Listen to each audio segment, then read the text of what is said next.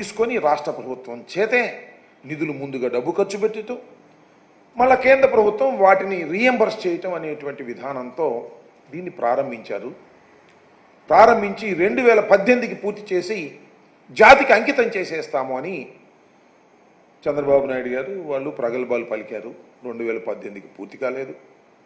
2019లో మళ్ళీ వచ్చిన ఎన్నికల్లో వైఎస్ఆర్ కాంగ్రెస్ పార్టీ అధికారంలోకి వచ్చింది. అధికారంలోకి వచ్చిన తర్వాత మళ్ళా దాన్ని మేము శరవేగంతో ముందుకు తీసుకువెళ్ళేటటువంటి ప్రయత్నం చేస్తూ వచ్చాం. దీనిలో ప్రధానంగా ఇప్పుడు చెప్పదలుచుకున్నది ఏమిటంటే, ఇది అబ్నార్మల్ డిలే అవుతా ఉన్నది. అనుకున్న సమయానికి కావడం లేదు. మా టైంలో కూడా మేము పూర్తి చేస్తాము అని అనుకున్నాం, కాలేదు. ఎందుకు కాలేదు, కారణం ఏమిటి, ఇంత అబ్నార్మల్ డిలే కావడానికి కారణం ఏమిటి అనే అంశం మీద నేను అనేక సందర్భాలలో చాలా వివరంగా వివరించేటటువంటి ప్రయత్నం చేశాను. దానిలో ప్రధానమైనది ఏంటంటే డయాఫ్రమ్ వాల్. డయాఫ్రమ్ వాల్ అనేది చంద్రబాబు నాయుడు గారి కాలంలో డయాఫ్రమ్ వాల్ కొట్టుకుపోయింది. ఆ డయాఫ్రమ్ వాల్ కొట్టుకుపోవడం వలన మొత్తం టోటల్ ప్రాజెక్ట్ డిలే అయిపోయింది అనేటువంటి విషయాన్ని పలుమార్లు చెప్పేటటువంటి ప్రయత్నం చేశాం. చంద్రబాబు నాయుడు గారు ఆయన తాబేదారులు ఏం చెప్పుకుంటూ వచ్చారంటే, డయాఫ్రమ్ వాల్ కొట్టుకుపోవడానికి కారణం జగన్మోహన్ రెడ్డి గారు.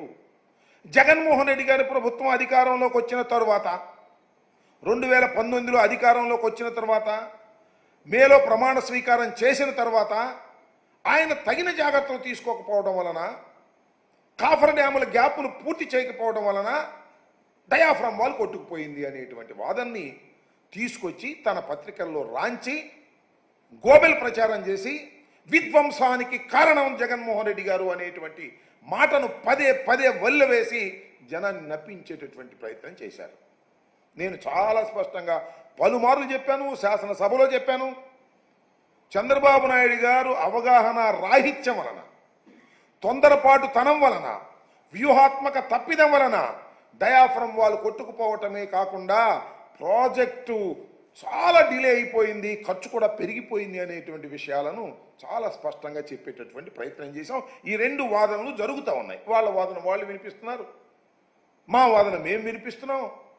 దీనికి ఎవరు కారణం అనేది కాస్త లోతుగా ఆలోచించే కామన్ సెన్స్ ఉన్నటువంటి వ్యక్తులకి చాలా క్లియర్గా అర్థమైపోయినా బుకాయించేటటువంటి ప్రయత్నం చేస్తూ వచ్చారు.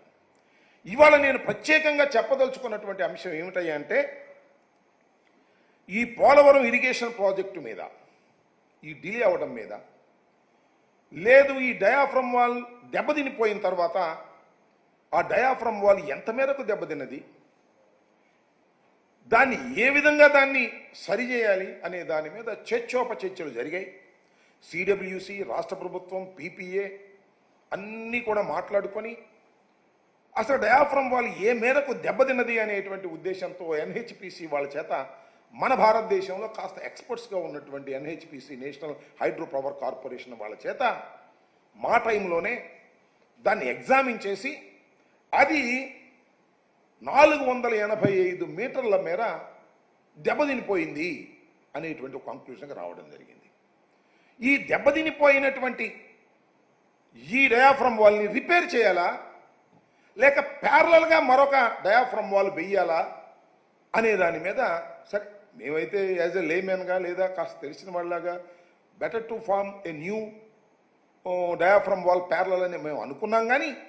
కానీ శాస్త్రీయంగా దాన్ని అధ్యయనం చేసి ఈ డయాఫ్రమ్ వాల్ పనికిరాదు, మరొక డయాఫ్రమ్ వాల్ ప్యారలల్గా వెయ్యాలి అని చెప్పాలి అంటే దానికి ఎక్స్పర్ట్స్ కావాల్సినటువంటి అవసరం ఉన్నది. దాని మీద మేము ఆ రోజుల్లో జగన్మోహన్ రెడ్డి గారు సిడబ్ల్యూసితో మాట్లాడారు, అప్పుడు కేంద్ర మంత్రితో మాట్లాడారు. మాట్లాడితే ఒక ఎక్స్పర్ట్ కమిటీని వేద్దాము అంటే మన భారతదేశంలో ఎవరు కూడా ఇంత ఎక్స్పర్ట్స్ లేనటువంటి పరిస్థితి ఏర్పడింది. వెతికారు, ఇక లాభం లేదు. అంతర్జాతీయంగా ఉన్నటువంటి ఎక్స్పర్ట్స్ని ఒక ప్యానల్గా తయారు చేసి వాళ్ళ చేత పోలవరం ప్రాజెక్టును విజిట్ చేసి దీన్ని త్వరితగతిన పూర్తి చేసే కార్యక్రమం చేయాలి అనేటువంటి ఉద్దేశంతో కేంద్ర ప్రభుత్వం ఆ రోజున ఎక్స్పర్ట్ ప్యానల్ని ఒకదాన్ని టెండర్స్ పిలిచి కాన్ఫర్ చేసి దాన్ని ఫైనలైజ్ చేశారు. దానిలో నలుగురు ఎక్స్పర్ట్స్ ఉన్నారు. వాళ్ళు సామాన్యులు కాదు. ఇద్దరు కెనడాకు సంబంధించిన వాళ్ళు, ఇద్దరు అమెరికాకు సంబంధించిన వారు. ఈ నలుగురు కూడా సరే, మా ప్రభుత్వం దిగిపోయిన తర్వాత, చంద్రబాబు నాయుడు గారు అధికారంలోకి వచ్చిన తర్వాత ఈ నలుగురు కూడా పోలవరం వచ్చి విజిట్ చేసి ప్రాథమికమైనది ఒక రిపోర్ట్ని ఇచ్చారు మొన్న 7వ తారీఖున. మళ్ళీ ఇవాళ సుమారుగా ఫైనల్ రిపోర్టు ఆగస్టు 12వ తారీఖున సిడబ్ల్యూసికి సమర్పించారు. దాన్ని పురస్కరించుకునే మీతో కొన్ని మాటలు మాట్లాడదామనే ఉద్దేశంతో ఈరోజు మీడియా ముందుకు రావడం జరిగిందని మనవి చేస్తున్నాం. చాలా స్పష్టంగా ఆ రిపోర్ట్ ఇదిగో, సుమారుగా 50 నుంచి 60 పేజీల రిపోర్ట్ ఇదంతా కూడా. ఇది చాలా స్పష్టంగా ప్రతి విషయాన్ని కూడా కేవలం ఈ ప్రాజెక్టు ఎప్పటి నుంచి ప్రారంభమైంది, ఎందుకు ప్రారంభమైంది, ఎవరెవరు ఏమేం పనులు చేశారు, ఎంతవరకు బాగా చేశారు, ఎంతవరకు బాగా చేయలేదు, వాళ్ళేం వైఎస్ఆర్ కాంగ్రెస్ పార్టీ అనో లేదా చంద్రబాబు నాయుడు గారు తెలుగుదేశం అనో ప్రస్తావించకపోయినా ఆ పీరియడ్ కాలం, చంద్రబాబు నాయుడు గారి కాలం దగ్గర ఏం జరిగింది, జగన్మోహన్ రెడ్డి గారు అధికారంలోకి వచ్చిన తర్వాత 2019 మే నుంచి ఏం జరిగింది, అట్లా డేట్ల వారీగా ఇచ్చారు. ఆ డేట్ల వారీగా చదివితే దీనిలో చాలా స్పష్టంగా అర్థమయ్యే అంశం ఏమిటయ్యా అంటే, మేము ఏదైతే ఆర్గ్యూ చేస్తూ వచ్చామో చంద్రబాబు నాయుడు గారి టైంలో ప్రోటోకాల్ లేకోకుండా ఏదైతే పిచ్చి పనులు చేస్తూ ప్రారంభించారో ఆ ప్రారంభాలన్నీ కూడా తప్పు అనేటువంటి మాట చాలా స్పష్టంగా దీనిలో వివరంగా వివరించారని ఈ సందర్భంగా నేను చెప్పదలుచుకున్నాను. మేమేం చెప్పాం చాలా స్పష్టంగా, అయ్యా నదిని డైవర్ట్ చేసి మాత్రమే మీరు డయాఫ్రమ్ వాల్ కట్టాలి, కాఫర్ డ్యాముల నిర్మాణం తరువాత మాత్రమే డయాఫ్రమ్ వాల్ కట్టాలి, దానికన్నా ముందు నదిని డైవర్ట్ చేయాలి, స్పిల్వేని నిర్మించాలి, నిర్మించిన తరువాత మాత్రమే మీరు చెయ్యాలి, అలా చేయకపోవడం వల్లనే ఈ ప్రమాదం జరిగింది అనేది చాలా స్పష్టంగా అనేక సందర్భాల్లో నేను